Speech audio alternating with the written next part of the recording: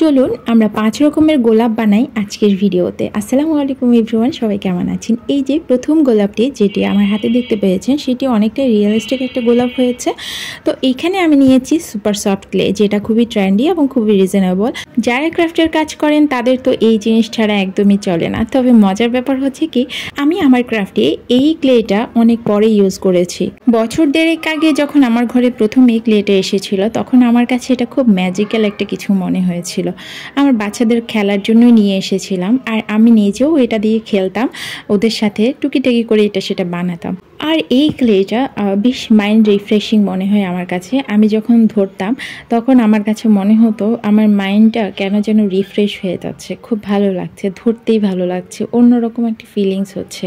যেহেতু খেলার জন্য নিয়ে আসতাম সেহেতু আমার বড় ছেলেই এটা দিয়ে বেশিরভাগ খেলতো। ও ABCD লিখতো, তারপর ফুল বানাতো, ফল বানাতো, এই হাবিজাবি অনেক কিছু ও ওর মতো করে করতো। তখন কিন্তু আমি ওর সাথে ভাগ বসাতাম না।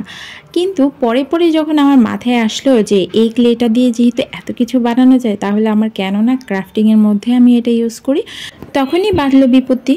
কারণ আমার ছেলের জন্য ক্লে কিনে আমি নিজেই ওর ক্লের উপর ভাগ বসাতাম, আর ও দিতে চাইতো না, আমি নিতে চাইতাম, সেই তুমুল ঝগড়া হতো। তারপর ওকে নিয়ে নিয়ে বসে বসে অনেক ক্রাফট করেছি। তো যাই হোক, আজকের ভিডিওটা কিছুটা বড় হয়ে গিয়েছে, সেজন্য ক্ষমা চেয়ে নিচ্ছি। শুধু বকবক করলেই তো হবে না, কিছুটা কাজের কথাও তো বলতে হবে নাকি। এই ক্লেটা সম্পর্কে অনেক কিছুই আজকে শেয়ার করব আপনাদের সাথে, যেগুলি হয়তো বা এর আগে কেউ আপনাদের সাথে শেয়ার করেনি, বা যারা এই ক্লে সম্পর্কে জানেন না, একদমই নতুন, তাদের বেশ কাজে লাগবে।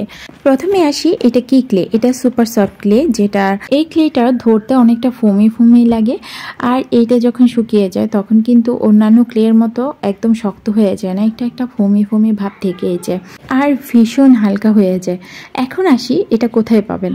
স্টেশনারি দোকানে পাওয়া যাবে, বাচ্চাদের খেলনার দোকানে, বা হচ্ছে ক্রাফটিংয়ের জিনিসপত্র বিক্রি করে এইসব দোকানে পাওয়া যাবে, 99 শপে পাওয়া যাবে, সুপার শপে পাওয়া যাবে, আর আপনারা ইজিলি দারাজে পেয়ে যাবেন এইসব ক্লেগুলি। তো এখন আসি, এই ক্লেটা দাম কত? তো এটার বেশ কয়েকটা প্যাকেজিং হয়। আমি যে ক্লেটা ইউজ করেছি এইটাতে 12টা কালার আছে। 12টা কালার, এই সাইজটা আমারটা একটু মিডিয়াম সাইজ ছিল, যেটা আমার থেকে 70 টাকা নিয়েছে। তো এটার আরেকটা ছোট সাইজ আছে যেটা অ্যারাউন্ড 50 টাকার মধ্যে হয়ে যায়। আরেকটা আছে একটু বড় সাইজের, সেটা 100 টাকার মতো নেয়। তো এইগুলি সবগুলির মধ্যেই কিন্তু সবগুলি প্যাকেটে 12টা করে থাকে, আর আপনারা চাইলে খুচরা কালারও কিনতে পারেন। এগুলি হয়তো 10 থেকে 15 টাকা নেবে, আমি কখনো কিনিনি সেজন্য আমি এটা সঠিক বলতে পারবো না, তবে এরকমই দাম নেবে। তো এখন আসি হচ্ছে এটা সংরক্ষণের ব্যাপারে। তো এটা আসলে আমি বলেছিলাম যে এটা আমি ক্রাফটিংয়ে অনেক পরে ইউজ করেছি। তো যখন বাচ্চাদের জন্য আমি কিনেছিলাম দেড় বছর আগে, তখন এই ক্লেগুলি বেশ অনেক দাম দিয়ে আমি কিনতাম। তো আমার একটা প্যাকেট, আমি মিডিয়াম প্যাকেটটাই আমি তখন 120 টাকা করে কিনতাম, আর হচ্ছে বড় প্যাকেটটা আমি 150 টাকা করে কিনতাম, আর ছোট প্যাকেটটা আমি 100 টাকা করে কিনতাম। তখনই আবিষ্কার করলাম যে বাচ্চারা কিছুক্ষণ খেলার পরে এটা ড্রাই হয়ে যায়, এটা আর কাজে লাগছে না, ফেলে দিতে হচ্ছে। তখন নিজে নিজে একটু এক্সপেরিমেন্ট করলাম যে এটাতে যদি আমি একটু পানি দিই তাহলে এটা কেমন হয়। তো একটু নিয়ে পানি দিয়ে দেখলাম যে না, এটা আরও সফট হচ্ছে, বাচ্চারা আরও বেশিক্ষণ খেলতে পারছে।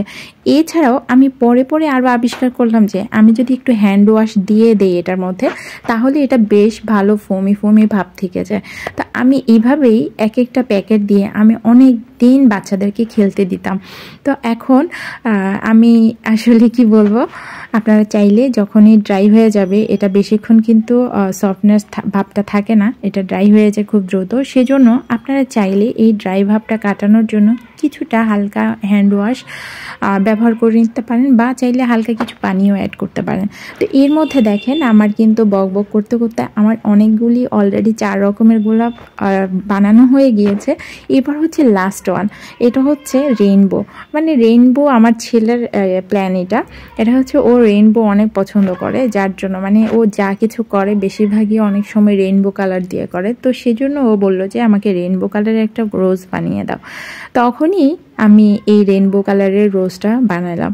তো এটা দেখতে পাচ্ছেন আমি কিভাবে এর আগেরগুলিও আপনারা নিশ্চয়ই খেয়াল করেছেন আমি কিভাবে একটার পর একটা ডিজাইন করছি। এগুলি খুবই ইজি, প্রথমটাও খুবই ইজি, চাইলে যে কেউ বানাতে পারবেন। এগুলি খুব কঠিন কিছু না, আপনারা জাস্ট একটু প্র্যাকটিস করলেই পারবেন যারা একদমই পারেন না। আর দেখেছেন কিছু ইজি প্রসেস যেগুলি আসলে যে কেউই পারবেন। এটাও সেরকমই, এটাও খুবই ইজি। এখানে আমি 7 রঙের 7টা কালার নিয়েছি।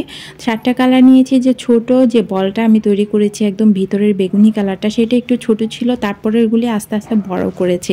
আর এইভাবেই একটার পর একটা লাগিয়ে সুন্দর একটা গোলাপ বানিয়ে নিয়েছি। ব্যাস হয়ে গেল। যাক বাবা, অনেক বকবক করে ফেললাম। শেষ পর্যন্ত আমার 5 রকমের গোলাপ তৈরি হয়ে গেল প্রায়। তো আসলে যেটা বলছিলাম সেটা হচ্ছে আপনাদের অনেক ভালোবাসা চাই, অনেক ভালোবাসা চাই। নতুন নতুন ইউনিক যদি আইডিয়া পেতে চান, ক্রাফটিং আইডিয়া, তাহলে আমার সাথেই থাকবেন। ইনশাল্লাহ নতুন নতুন কিছু পাবেন। আর সবাই আমার জন্য দোয়া করবেন। সবাই ভালো থাকবেন, সুস্থ থাকবেন, নিরাপদে থাকবেন।